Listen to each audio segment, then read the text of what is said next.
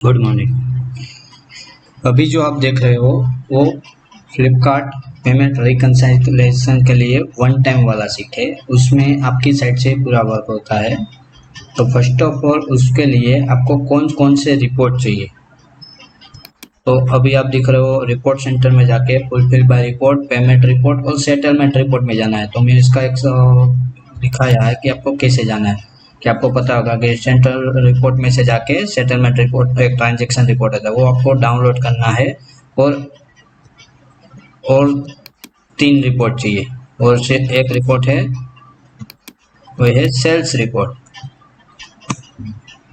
तो sales report आप कैसे डाउनलोड करेंगे, तो report centre, fulfilment report and order, और उसमें ही आपको जाना है रिटर्न का रिपोर्ट। तो आपको रिपोर्ट सेंटर में जाना है, उसके बाद उसको करना है वहाँ से आपको रिपोर्ट में जाकर रिपोर्ट में फुलफिल बाय रिपोर्ट में सिलेक्ट करना है, और टाइप 2 में ऑर्डर एक टाइम ऑर्डर करना है, दूसरे टाइम रिटर्न सिलेक्ट करना है, और आपको रिटर्न का रिपोर्ट डाउनलोड करना है। तो तीसरा रिपोर्ट है जो पैनल से डाउनलोड होगा, वो रिपोर्ट सेंटर से नहीं होगा। तो आपकी जो पैनल आती है जहाँ से आप ऑर्डर पिकअप फुलफिल बाय करते हो, वहाँ से जाके रिटर्न में जाना है, वहाँ जाके कंप्लीट में जाना है, वहाँ जाके एक्सपोर्ट करना है। जैसे कि आप देख रहे हो कि ऑर्डर में गया, ऑर्डर में रिटर्न में जाना है, वहाँ जाके कंप्लीट में जाना है, कंप्लीट में जाके यहाँ एक एक्सपोर्ट का बटन आता है। वो एक्सपोर्ट का बटन को आपको यूज़ करना है, और वो बटन को यूज़ करके आपको वो सारे रिपोर्ट डाउनलोड करने हैं। तो सारे रिपोर्ट डाउनलोड कर दिया। अभी इसके लिए इसमें क्या करना है कि ए वाली मेरी वाली जो पेमेंट रिक्वेस्ट सीट है, उसमें आपको रिपोर्ट डालना हो तो कैसे डालना। तो आपको सिर्फ ए वाली सीट और आपका फ्लिपकार्ट की सीट दोनों ओपन रख के फ्लिपकार्ट की सीट पे जाके जो भी सीट का आपको डेटा डालना हो वो सीट का पेज ओपन कीजिए डेटा वाला, और बाद में कीजिए कंट्रोल आर। यहाँ दिख रहा है कंट्रोल आर। अब कंट्रोल आर करोगे तो आपका डेटा ये वाली सीट में आ जाता है। जैसे यहाँ मैंने दिखाया इस तरह आपका डेटा फिलअप हो जाएगा। बाद में ये सारा डेटा आपका यहाँ फिलअप हो जाता है अपने आप। बाद में आपको क्या करना है, तो बाद में आपको करना है प्रोडक्ट कॉस्ट पे जाना है। पहले ये ब्लैंक होगा, ये जो प्रोडक्ट कॉस्ट वाला पेज है ना वो पूरा ब्लैंक होगा। जब आप डेटा डालोगे तब आपको करना है एसकेयू अपडेट वाला बटन। आप एसकेयू अपडेट वाला बटन यूज करते हो तभी क्या होगा कि यहाँ जितने भी आपके एसकेयू सेल हो रहे हैं वो एसकेयू की लाइन यहाँ पे आपकी आ जाएगी। एसकेयू की लाइन आ जाएगी। बाद में ए वाली सीट की कोई काम भी कोई ज़रूरत नहीं है, डेटा आप डाल दोगे, उसको डॉट सेव कर दीजिए, यहाँ पे एसकेयू आ जाएगा। और एसकेयू आ जाने के बाद आपको करना है प्रोडक्ट कॉस्ट डाल देना है। प्रोडक्ट कॉस्ट परचेस कॉस्ट डालना है, और परचेस को जीएसटी में किया तो जीएसटी रेट डालना है। तो आपकी प्रॉफिट लॉस भी आपका यहाँ से मालूम पड़ सकता है कि आपका पर ऑर्डर पे क्या प्रॉफिट हो रहा है, क्या लॉस हो रहा है एसकेयू वाइज। और यहाँ पे आपको प्रोडक्ट कॉस्ट थोड़ा प्लस करके ही रखना है, क्योंकि आपका रिटर्न के टाइम जो भी लॉस होगा, बहुत टाइम आपका क्लेम रिजेक्ट हो जाता है, बहुत टाइम आपकी प्रोडक्ट वेस्ट हो जाती है, तो उसका कॉस्ट इसमें काउंट नहीं होता। लेकिन आपको एक थोड़ा बहुत प्लस रख के कॉस्टिंग करोगे तो थोड़ा प्रॉफिट नियरेस्ट आएगा, क्योंकि आपका एक्स्ट्रा कॉस्ट इस इसमें काउंट नहीं होता है, फ्लिपकार्ट के अलावा का एक्स्ट्रा कॉस्ट। इसलिए थोड़ा बहुत प्लस रख के आप प्राइस कीजिए। एक बार प्राइस डालने के बाद आपने बीच में कभी भी प्राइस चेंज किया तो प्राइस अपडेट पे टिकिए। अदरवाइज आपका फर्स्ट पहले से ही है, सबसे पहले से ही चालू कर रहे हैं, तो आप यूज कीजिए अपडेट बटन। आप अपडेट बटन पे यूज करते हो तो आपका ये 4 report advertisement payment, advertisement and payment report, settlement report में 2 सीट होगी, वहां से आएगा। बाकी तीनों 3 सीट आएगा, मीन्स टोटल 5 सीट होगा इसमें आएगी। डाउनलोड की 4 सीट हमने, लेकिन यहाँ यूज करनी है 5 सीट। यहाँ दिखाया है कि ये वाली सीट से पेमेंट और एडवर्टाइजमेंट दोनों उठाना है। बाद में आपका एक बन जाएगा फाइनल रिपोर्ट। इस टाइप से आपका फाइनल रिपोर्ट आएगा। इसमें मैं आपको दिखाता हूँ कि इसमें आप सब किस किस तरह से कौन कौन सा डेटा देखना हो, कौन कौन से डिटेल मिलती है, वो आपको मिल जाएगी। अभी आप ये रिपोर्ट को कैसे देखें, तो फर्स्ट ऑफ ऑल ए आप देख रहे हो ए और बी कॉलम है, वहां से आप पेंडिंग ऑर्डर मीन्स जिसका पे आउट नहीं आया है वो सर्च कर सकते हो। तो यहाँ पे आपको सिलेक्ट करना है पेंडिंग। यहाँ आपका जितना भी डेटा का साल होगा वो साल यहाँ या वो सिलेक्ट कीजिए। तो आपका मंथ वाइज दिखेगा कि कौन कौन सी डेट का कितने कितने ऑर्डर का पे आउट है जो अभी तक पेंडिंग है। बाद में आप यहाँ से सॉर्ट भी कर सकते हो, चैट हुए लार्जेस्ट टू स्मॉलेस्ट, अब जैसे भी करना चाहो। बाद में आप यहाँ ऑर्डर आईडी भी सेट सकते हो। ऐसे मंथ ए मई मंथ का 6000 के प्लस ऑर्डर पेंडिंग है, मैं अप्रैल का 1000 का वो है। तो फिर वो मंथ का 3 ऑर्डर है, तो 3 ऑर्डर कौन कौन सी डेट का है वो डेट आ गया। बाद में वो डेट पे कौन सा ऐसा ऑर्डर है जो आपका ऑर्डर आईडी भी मिल जाएगा। मीन्स आप यहाँ से आप वो भी फाइंड कर सकते हो कि कौन से ऑर्डर का पे आउट है जो अभी तक पेंडिंग है, मेरी पेमेंट साइकिल में आया नहीं है लेकिन मेरे साइड से सेल हुआ है, वो आप यहाँ से फाइंड कर सकते हो। First point. सेकंड पॉइंट, यहाँ ऊपर सारे बहुत सारे स्लाइडर दिए हैं, वहाँ से आप देख सकते हो। जैसे कि आपको देखना हो पोस्टपेड पे कितना था, प्रीपेड पे कितना था, तो आप पोस्टपेड करोगे, प्रीपेड करोगे तो नीचे का डेटा चेंज होता दिखेगा। अभी जो डेटा दिख रहा है वो SKU वाइज दिख रहा है। ये SKU कितनी क्वांटिटी सेल हुई, कैंसल क्वांटिटी, रिप्लेसमेंट क्वांटिटी और replacement quantity, customer return unit, courier return unit, return handover और मैन्युअल रिटर्न। आपको यहाँ देखने को मिल रहा है कि मैन्युअल रिटर्न, मैन्युअल क्वांटिटी कितनी हमें हैंड ओवर। तो मैन्युअल क्वांटिटी हैंड ओवर कहाँ से आप फाइंड करें, तो उसके लिए आपको करना है रिटर्न मेन्यू पे जाके आपको लिखना है ट्रैकिंग आईडी और बाद में कर देना है अपडेट। ट्रैकिंग आईडी आप स्कैन करके भी डाल सकते हो, अदरवाइज आपको लिख के भी और राइटिंग करके भी डाल सकते हो। तो आपको ट्रैकिंग आईडी भी मिल जाएगी। तो आपको अपडेट करोगे तो आप अपडेट के साथ यहाँ आपका मैन्युअल क्वांटिटी भी अपडेट हो जाएगा कि फ्लिपकार्ट 25 क्वांटिटी मुझे डिलीवर बोल रहा है और मैन्युअल क्वांटिटी भी 25 मीन्स ये दोनों मैच हो गए, उसमें कोई एरर नहीं है। ये SKU का सारा ऊपर गया, उसमें सारा ऊपर चार्जेस से फ्लिपकार्ट पे आउट कितना हुआ है, ऑर्डर में क्लेम हुआ था कि नहीं, परचेस कॉस्ट क्या थी, रिटर्न लॉस क्या है। रिटर्न लॉस मीन्स ये जो रिटर्न लॉस दिख रहा है वो रिटर्न लॉस मीन्स आपको कुछ भी अपने माल बेचा, रिटर्न आया लेकिन आपको कुछ फायदा हुआ नहीं, लेकिन आपकी साइड से ज़्यादा रुपीस देना पड़ा, तो वो रिटर्न लॉस में आता है। 19,598 रुपीज़ जो हमारा रिटर्न लॉस है। फिर सेल अमाउंट कितना था, SKU पे कमीशन परसेंटेज कितना ले रहा है, कमीशन, RS, कलेक्शन फी, शिपिंग फी, फिक्स फी, रिफंड अमाउंट, रिवर्स शिपिंग कितना लगा, TCS कितना है, TDS कितना है, GST क्रेडिट कितना है, ये तीनों हमें क्लेम करना है।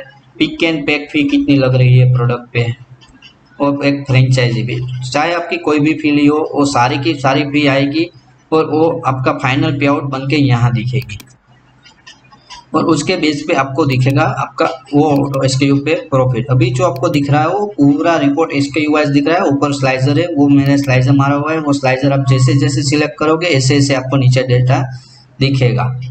फिर ये है ऑर्डर का मंथ, ऑर्डर का ईयर, ये 2020 के ऑर्डर है, 21 के ऑर्डर है, ये आपको दिखेगा।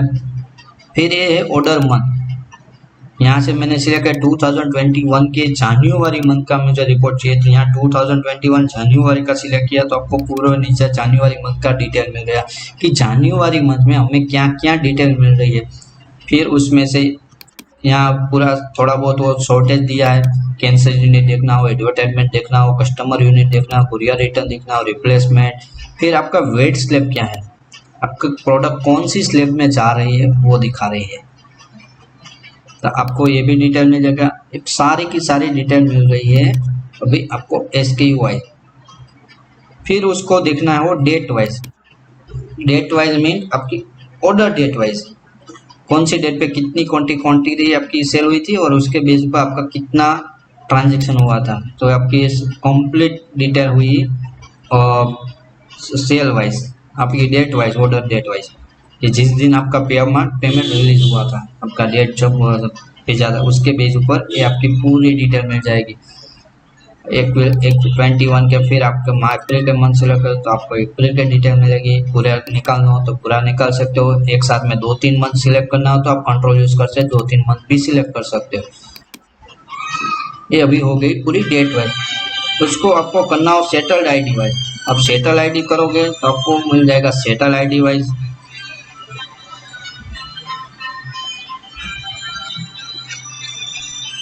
आपकी आईडी आ गई और कौन कितना पे आउट उस दिन हुआ था आपको आईडी पे। और सेटल डेट देखना हो तो आपको वही डिटेल सारी सेटल डेट वाइज दिखेगी।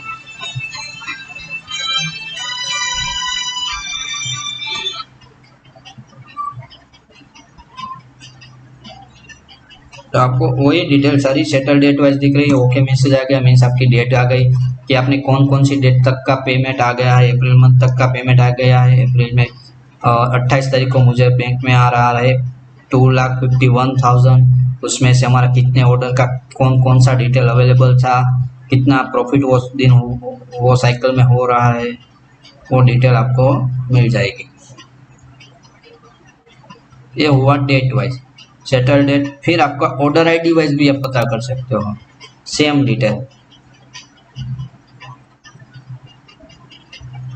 अभी मैं सिलेक्ट कर देता हूँ ऑर्डर आईडी, तो यहाँ से हो गया आपका रिपोर्ट अभी बन जाएगा और ओके का मैसेज आ जाए, मीन्स आपका रिपोर्ट बन गया होगा कि आपकी पूरी ऑर्डर आईडी वाइज क्या क्या डिटेल बन रही है।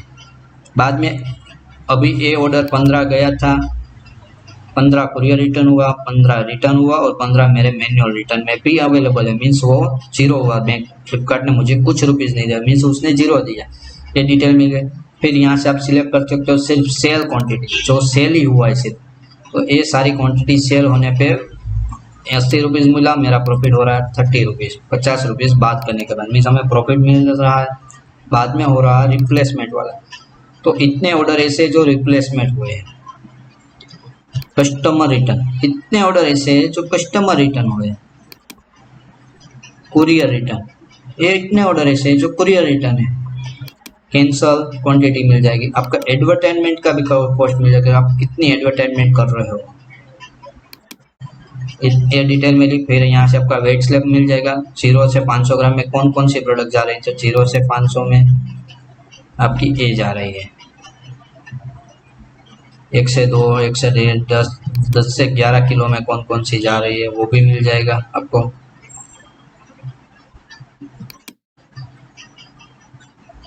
फिर ये वाला पार्ट है जो वो क्या है, नो डेटा पी, मीन्स इतने ऑर्डर ऐसे जो रिटर्न हुए हैं लेकिन उसका वो पेमेंट साइकिल में रिटर्न दिखा रहा है लेकिन आपके रिटर्न के रिपोर्ट में अवेलेबल नहीं है, वो नो डेटा पी।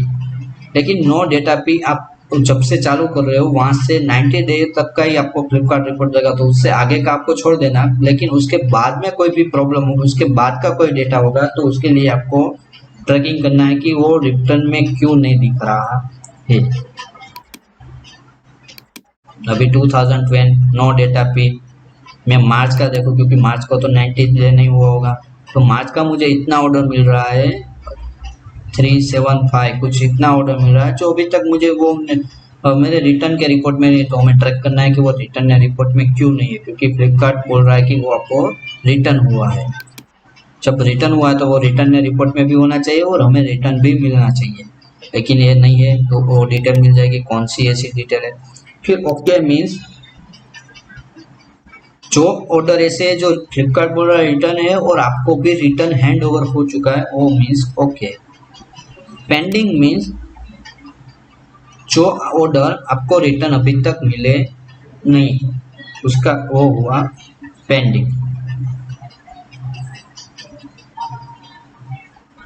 और सारा सिलेक्ट कर दो तो ओके।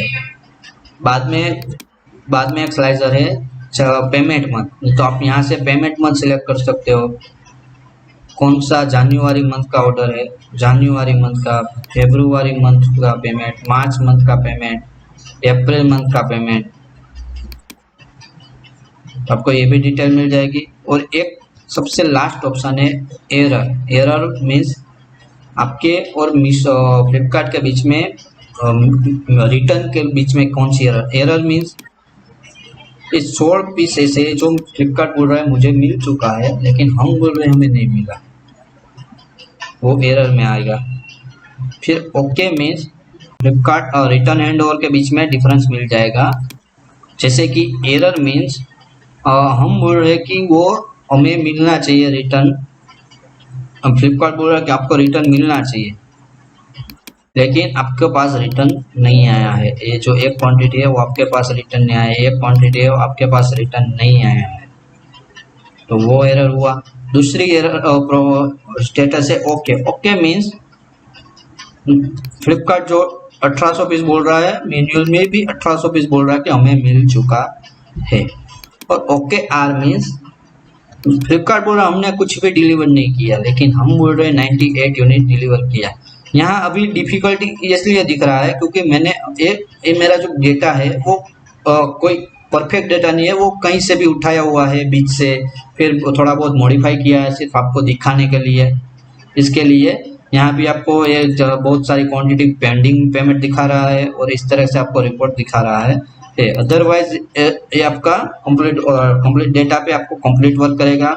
और आप एक ही डेटा बार बार भी डालोगे तभी ये भी डेटा एक ही बार लेगा, इससे इसका भी कोई वो नहीं है प्रॉब्लम। और आपकी एक ही जगह पे सारी डिटेल मिल जाएगी, यहाँ से आपको प्रॉफिट लॉस एक ही जगह से मिल जाएगा। चाहे प्रॉफिट लॉस ये तो कुरियर रिटर्न हुआ मीन्स उस पर कोई प्रॉफिट नहीं होगा, लेकिन आपको ये होगा, ये ऑर्डर हुआ, एक पीस आपने सेल किया और हम मंथ भी सिलेक्ट कर लेते हैं। आप ये एक पीस सेल किया 280 में सेल किया, परचेज कॉस्ट 190 है तो आपका प्रॉफिट हुआ 90 रुपीज़। आप ऐसे देख सकते हो 473 में सेल हुआ था। कस्टमर शिपिंग अमाउंट, यहाँ कस्टमर शिपिंग अमाउंट कस्टमर से नहीं लिया इसलिए यहाँ नहीं दिखा रहा है। और बहुत टाइम आपने कस्टमर शिपिंग प्राइस अमाउंट डाला भी होगा और न्यू कस्टमर फ्लिपकार्ट से बाय करते तो उसको शिपिंग चार्ज नहीं लगता है। तो एक ये भी ध्यान रखिएगा, आपका एफ एश्योर भी होगा तो भी कस्टमर से शिपिंग चार्ज नहीं लेता है, वो भी ध्यान रखिएगा। क्योंकि बहुत टाइम बहुत कस्टमर लोग यहाँ मिस्टेक कर जाते हैं कि उसको लगता है कि कस्टमर जो पैसा पे करता है वो हमें मिल रहा है। इस तरह से ये पूरा डिटेल मिलता है। Thank you.